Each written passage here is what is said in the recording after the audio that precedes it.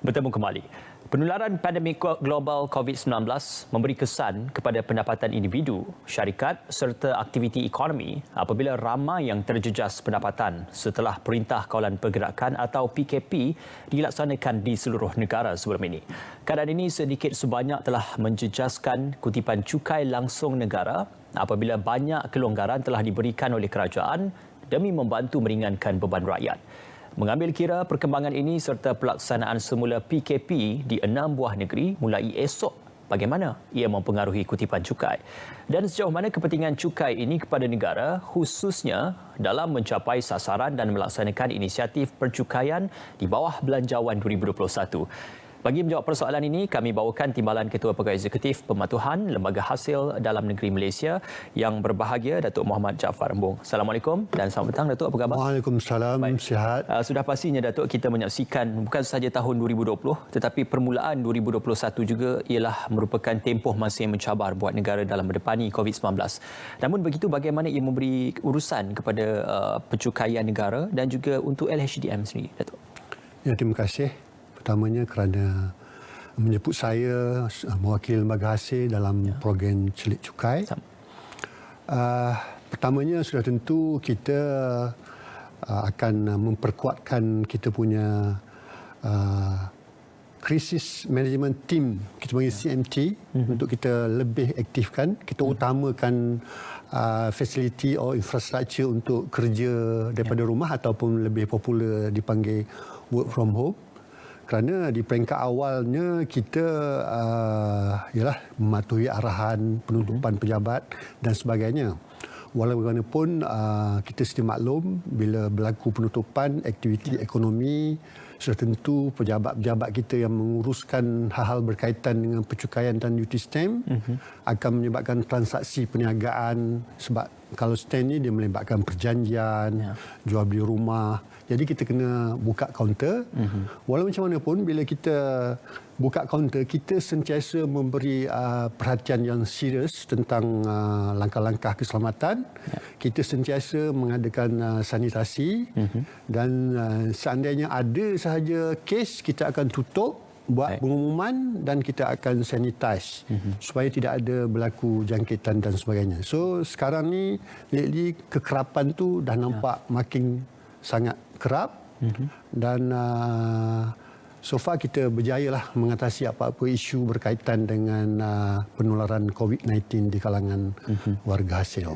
Makanya sudah tiada isu tentang untuk menyesuaikan mungkin pelanggan dan juga LHDN sendiri terhadap percukaian norma baru ataupun proses percukaian norma baru. Cuma penjelasan yang lebih lanjut tentang apakah mungkin antara gerak kerja yang sudah pun dirangka daripada dahulu oleh pihak LHDN dan juga meneruskan kepada PKP yang akan dilaksanakan esok. Ya, sebenarnya kita sebelum berlaku pun pandemik ini, kita memang dah bersedia dari segi pekerjaan secara work from home. Cumanya keaktifan tu tidaklah sampai ke tahap sekarang. Maknanya kita punya infrastruktur, penggunaan komputer riba telah kita perkasakan. Pegawai kita boleh menggunakan daripada rumah. Sistem pun kita nak kata orang supaya memudahkan pegawai akses daripada rumah dan setengah-setengah kerja tu memang boleh dilaksanakan daripada rumah dan kalau kita lihat dari perspektif yang lain pun dia boleh mengurangkan kos sebenarnya. So untuk tujuan kepada pembayar cukai supaya kita punya aktiviti itu tidak menjejaskan aktiviti ekonomi, kita sentiasa mengadakan aktiviti ini melalui digital punya communication. So kalau seandainya pegawai kita nakkan dokumen oleh kerana kes tu diaudit atau disiasat, kita galakkan taxpayer menghantar secara email. Kita punya panggilan pun kita banyak berkomunikasi melalui panggilan telefon. So jadi interaksi secara fizikal tu kita minimumkan. Kerana kita faham walaupun dalam apa situasi sekalipun hasil negara tetap kita kena ada. Sebab apa-apa saja aktiviti kerajaan kita kena ingat bahawa ianya sebahagian besar datang daripada kutipan cukai pendapatan. Jadi apa-apa yang kita buat, perancangan kita ni kita pastikan bahawa hasil negara tidak terjejas dengan teruk. Jika ditelah kembali tentang pendapatan negara dalam belanjawan bukan sahaja pada tahun 2021 tetapi tahun-tahun sebelumnya, percukaian masih lagi menjadi antara pendapatan terbesar buat negara khususnya dalam mendepani beberapa krisis-krisis yang perlu untuk perbelanjaan yang lebih oleh pihak kerajaan. Jadi dalam hal ini bagaimana kita menongkah tentang kepentingan cukai itu sendiri dan bahananya sekira cukai itu tidak dapat dikutip ataupun dilaksanakan dengan sempurna, Datuk? Ya, memang kita faham apabila berlakunya pandemik ini, keadaan ekonomi terjejas. Ya. Banyak perniagaan dan malah orang yang terlibat dalam makan gaji pun banyak diberhentikan dan sebagainya. Tetapi kita menggunakan pendekatan yang lebih, kata orang, memberi situation win-win. Ya. Bermakna di sini kalau seandainya ada hutang semasa ataupun tunggakan cukai, kita akan berunding dengan pembayar cukai supaya kita panjangkan tempoh pembayaran. Ya. Dan dari segi pengembalian borang pun saya rasa semua dah sedia maklum, kita bagi lanjutan masa. Jadi kita sentiasa terbuka kepada perbincangan. Ya. Kita tidak boleh kata orang terhenti terus sebab hasil negara perlu ada. Betul. Kita walaupun kita ada pelbagai hospital, kemudahan yang kerajaan berikan, frontliner, doktor pakar dan sebagainya, perubatan, kita faham benda itu semuanya perlukan duit untuk dibelanjakan. Jadi kalau kita lihat dari segi aktiviti kita ini, jelas kita adalah antara penyumbang utama kutipan hasil untuk perbelanjaan negara. Ya. Sudah pasti bercerita tentang cukai bukan saja penguatkuasaan undang-undang tetapi juga pematuhan, malah bercerita tentang kesedaran rakyat untuk secara sukarela mengisytiharkan dan juga membayar cukai pendapatan ataupun cukai perniagaan mereka. Jadi dalam hal ini mendepani ataupun melihat kembali pada 2020, di manakah tahap kesedaran dan juga statistik pembayaran cukai oleh rakyat Malaysia? Kalau kita lihat kepada statistik, kalau kita ukur dari segi jumlah pembayar cukai, memang berlaku peningkatan dalam penghantaran borang melalui aplikasi e-filing. Ya. So kalau kita ambil contoh, katakan kategori individu. Ya. Kalau tahun 2018 kita ada 3.6 juta. 2019 4.159 juta. Ya. Dan tahun 2020 3.9. Walaupun dia kita lihat di sini kekurangan sedikit berbanding 2019, tapi kita faham tahun 2020 ni berlaku pandemik, tetapi dia masih mengatasi tahun 2018. So kalau kita lihat kepada syarikat pula, pada tahun 2018 927,000. Ya. 2019 991 dan tahun 2020 987,000. Jadi kalau kita lihat secara trend, ianya meningkat. Begitu juga dengan kes-kes yang selain daripada syarikat dan individu, kes-kes contohnya amanah, majikan dan sebagainya, kita lihat ada peningkatan. Daripada tahun 2018 603,000 meningkat kepada 647 dan tahun 2020 tahun lepas 660,000. Begitu juga dengan hal-hal yang berkaitan dengan borang art, pinjam borang BE dan sebagainya. So kalau kita lihat secara total, jumlah peningkatannya adalah secara total yang saya sebut tadi, pada tahun 2018 5.1 juta, pada tahun 2020 5.8 juta dan pada tahun 2020 5.6 juta. So secara trendnya adalah berlaku peningkatan. So kalau lihat dari segi bayaran pula, kita lihat pada tahun 2017 kita dapat mengutip sebanyak 123.312 bilion. Ya. Pada tahun 2018 137.034 bilion dan tahun 2019 145.110 bilion. Tetapi pada tahun 2020 kita sedia maklum juga berlaku penurunan sedikit, dan kalau kita dengar semalam Menteri Kewangan telah membuat pengumuman kutipan cukai kita telah melebihi 123 bilion. So secara keseluruhannya kita boleh katakan pematuhan kita makin hari makin meningkat dan kesedaran pembayar cukai untuk melapor dan membayar cukai itu pun meningkat. Ya. Berlaku perubahan yang positif dalam urusan percukaian dan juga kepatuhan kepada pembayaran cukai tersebut. Betul. Datuk, kita akan berjeda seketika, semuanya kembali nanti dalam Bual Bis.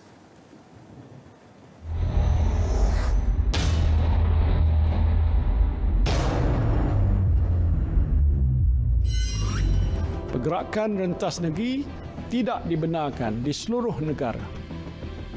Untuk bagi manakala bagi kawasan PKP, pergerakan rentas daerah juga tidak dibenarkan. Larangan pergerakan merentas negeri dan daerah ini, operasi Sekatan Jalan SJR akan mula berkuat kuasa pada jam 12.01 tengah malam Rabu 13 Januari 2021. Dan bagi negeri yang dilaksanakan PKP, pergerakan anda adalah terhad di dalam 10 km radius saja. Hanya 2 orang anggota isi rumah yang dibenarkan untuk keluar dan berada dalam kenderaan yang sama.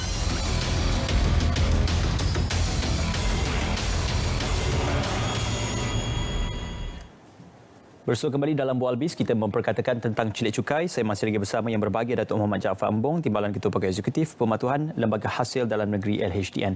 Datuk, kalau tadi kita bercerita tentang kesedaran dan juga statistik terkini bagaimana cukai itu dikutip dan juga pematuhan kepada pembayaran cukai. Namun begitu menjelang tahun ataupun sudah pun masuk tahun 2021 untuk bulan Mac nanti, apakah mungkin antara persediaan yang boleh dilakukan oleh individu dalam urusan pendapatan ataupun cukai pendapatan individu? Okey, kita seperti mana tahun-tahun terdahulu, Lembaga Hasil akan melaksanakan program memfail borang nyata mulai 1 Mac tahun 2021 ini. Dan fokus utama pelaksanaan program memfail borang nyata bagi tahun 2021 ini ialah dengan mengadakan kempen penghantaran borang nyata secara elektronik bagi tahun 2020 atau melalui aplikasi peranti mudah alih iaitu kita panggil M-Filing. Jadi kita buat semua kemudahan ini untuk memudahkan rakyat membuat e-filing. So untuk individu terutamanya sama ada perniagaan atau penggajian, kita kata tempoh penghantaran borang nyata ini bermula 1 Mac 2021 dan berakhir pada 30 April 2021. Bagi individu yang tidak menjalankan perniagaan, manakala bagi mereka yang menjalankan perniagaan, borang nyata bagi individu ini adalah sehingga 30 Jun 2021. Berkaitan dengan persediaan pula, kita kena ingat bahawa tarikh-tarikh akhir untuk menghantar borang nyata itu kita perlu ingat pada semua pembayar cukai kerana seandainya lewat akan berlaku keadaan di mana dikenakan penalti ataupun denda. Jadi untuk mengelakkan ni kita kena ambil tahu dan kita juga perlu tahu tentang jenis-jenis pelepasan. Terutamanya apa yang telah diumumkan oleh pihak Kementerian Kewangan baru-baru ini berkaitan dengan pelepasan-pelepasan yang layak dituntut oleh pembayar cukai, dan senarai ini boleh kita rujuk di portal resmi Lembaga Hasil Dalam Negeri Malaysia. Dan juga pastikan semua rekod-rekod perbelanjaan kita sepanjang tahun 2020 seperti resip bayaran sebagai bukti ke atas pelepasan yang ditutup itu disimpan dengan rapi. Dan pembayar cukai yang baru pertama kali membuat e-filing pada tahun ini, mereka perlu ada nombor PIN untuk login e-filing, dan permohonan nombor PIN ini boleh dibuat menerusi maklum balas pelanggan di portal resmi Lembaga Hasil Dalam Negeri juga. Di bawah kategori permohonan. So di situ ada permohonan, kita faham ini untuk orang yang pertama kali, dan mereka juga sebenarnya boleh mendapatkan nasihat daripada cawangan-cawangan terdekat dengan mereka. Dan apa yang pasti kita tak naklah perkara yang sama berulang, masing-masing mengejar di saat-saat akhir. Kita tak nak tingkah laku seumpama ini, kerana maklum sajalah kalau dah semua berebut menggunakan talian dia sangat akhir, dia akan menyebabkan berlaku keadaan di mana tak boleh nak akses dan sebagainya. Talian sesak. Talian sesak. Ya, itu juga tentang kita melihat di bawah belanjawan 2021, selain daripada apa yang diumumkan iaitu penurunan 1% mata kepada cukai pendapatan individu. Mungkin apakah antara lain insentif-insentif yang mungkin terlepas pandang oleh masyarakat terhadap insentif percukaian yang diberikan bukan sahaja untuk individu, malah perniagaan dan juga institusi perniagaan itu sendiri dalam belanjawan 2021, Datuk? Ya, 1% penurunan kadar cukai ini telah memberi manfaat kepada 1.4 juta pembayar cukai, dan lain-lain pelepasan yang kita perlu tahu adalah berkaitan dengan dinamakan pelepasan cukai atas caruman skim persaraan swasta atau kita panggil PRS sehingga RM3,000 akan dilanjutkan sehingga tahun taksiran 2025. Baik. Seterusnya, insentif lain adalah pelepasan cukai tambahan bagi gaya hidup bagi pembelian telefon bimbit, komputer, tablet sebanyak 2,500 dan juga pelepasan cukai tambahan berkaitan dengan aktiviti sukan seperti pembelian peralatan sukan, bayaran sewa atau fee kemasukan ke mana-mana fasiliti sukan dan bayaran fee pendaftaran bagi penyertaan apa-apa pertandingan sukan sehingga RM500. Dan kedua-dua pelepasan cukai tambahan ini merupakan tambahan kepada pelepasan cukai gaya hidup yang sedia ada sebanyak RM2,500. Dan juga kita ada juga pelepasan cukai bagi perbelanjaan yuran pengajian diperluaskan kepada kursus upskilling dan self enhancement, di mana bidang-bidang yang diiktiraf oleh Ketua Pengarah Pembangunan Kemahiran Jabatan Pembangunan Kemahiran Kementerian Sumber Manusia berjumlah 1,000 dan terhad kepada RM7,000 setahun. Dan dalam belanjawan 2021 baru ini juga telah membenarkan perbelanjaan rawatan perubatan untuk diri sendiri, pasangan dan anak telah dinaikkan daripada RM6,000 kepada RM8,000. Begitu juga dengan perbelanjaan yang berkaitan dengan vaksin, pelepasan cukai sehingga RM1,000 diberi bagi perbelanjaan untuk vaksinasi diri sendiri, pasangan dan anak. Dan kesemua ini kita boleh tuntut maksimum sehingga RM8,000. Okey. Dan hak pelepasan cukai bagi perbelanjaan pemeriksaan kesihatan penuh telah dinaikkan daripada RM500 kepada RM1,000. Dan kita juga dalam perbelanjaan baru belanjawan 2021 baru ini kita membenarkan perbelanjaan rawatan perubatan keperluan khas dan penjagaan ibu bapa. Dinaikkan daripada RM5,000 kepada RM8,000. Dan bagi pasangan OKU pula pelepasan cukai dibenarkan sebanyak RM5,000. Dan kerajaan juga telah membenarkan potongan cukai tambahan kepada majikan yang menggaji bekas banduan, orang yang di payroll, orang yang diselia dan warga emas sehingga tahun 2025. Jadi banyak pelepasan-pelepasan dan boleh rujuk kita pada portal sesawang dan sudah pasti elemen itu akan lebih memudahkan urusan untuk mengira apakah pendapatan boleh cukai kepada seseorang individu tersebut. Datuk, kita sedia maklum dalam mendepani pandemik COVID-19 mungkin ramai yang dahulunya pendapatannya itu boleh dikenakan cukai, tetapi apabila kehilangan pekerjaan sudah tiada sumber pendapatan. Jadi mungkin ramai yang tertanya-tanya di manakah status untuk percukaian mereka dan apakah mungkin dalam COVID-19 ini kita boleh mencapai sasaran kepada percukaian diharapkan oleh pihak LHDN. Ya, kita semua sedia maklum seperti mana yang diumumkan semalam, kita telah ubah sasaran daripada 154 pada 121 untuk tahun lepas. Dan tahun ini kita punya sasaran ialah 133.9, roughly lebih kurang 144 bilion. Jadi kalau kita lihat di sini, bukan semua sektor terjejas. Ada sektor-sektor tertentu dari segi terutamanya dalam bidang pembuatan macam emas sendiri, aktiviti yang makanan dan sebagainya. Ada yang peningkatan dari segi pendapatan. Jadi kita di sini balance. Ada industri yang terjejas, ada yang industri tak terjejas. Jadi dengan situasi yang saya sebut tadi, win-win, kita membenarkan ansuran yang lebih panjang. So kita faham ada setengah perniagaan tu yang terjejas teruk, contohnya dalam industri pelancongan. So tentu melibatkan industri penerbangan, industri perhotelan. Tetapi kita balancekan dari segi aktiviti-aktiviti yang tidak terjejas dan kita yakin bahawa sasaran kita sebanyak 143.9 bilion itu kita akan capai. Dan kita faham bagi mereka yang diberhentikan kerja ataupun telah dikurangkan gaji, mereka memang tidak layak kenakan cukai. Tapi dan mereka sudah tentu seandainya mereka telah membuat potongan PCB dan sebagainya, kita akan membuat refund dengan jumlah yang sewajarnya.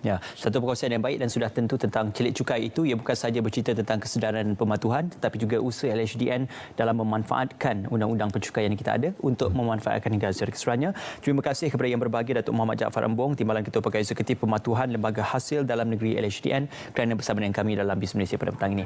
Baik, dengan itu Bual BIS itu tadi menutup BIS Malaysia edisi Selasa 12 Januari 2021. Terima kasih kerana terus kekal bersama kami di saluran berita RTM, maklumat sahih, jenama dipercayai. Terus lakukan kawalan kendiri dan patuhi SOP yang ditetapkan bagi mengekang penularan COVID-19. Amalkan mengimbas My Sejahtera di mana jua anda berada dan esok akan mulanya PKP di 6 negeri yang terpilih, jadi diharapkan anda patuh kepada PKP yang telah pun ditetapkan oleh pihak kerajaan. Yang itu salam hormat dan kita jumpa lagi.